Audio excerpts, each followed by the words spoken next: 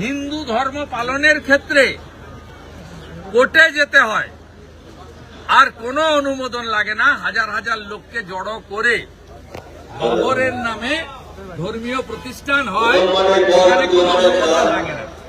পশ্চিমবাংলার হিন্দুরা যদি ঐক্যবদ্ধ হয়ে মমতা ব্যানার্জিকে না সরান, তাহলে অনেক এলাকার নাম আগামী দিনে ঔরঙ্গজেবের নামে করবে, শাহজাহানের নামে করবে, হুমায়ুনের নামে করবে, বাবরের নামে করবে, আকবরের নামে করবে।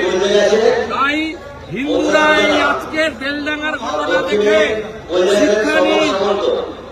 মোগলরা এখানে এসেছিল আমার মা বোনের ইজ্জত নেওয়ার জন্য।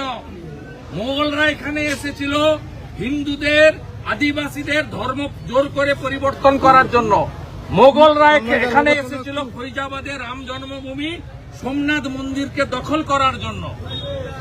মোগলরা এখানে এসেছিল লক্ষ লক্ষ সনাতনীকে, হিন্দু রাজাদেরকে কেটে কুচিয়ে তাদের সম্পদ দখল করার জন্য।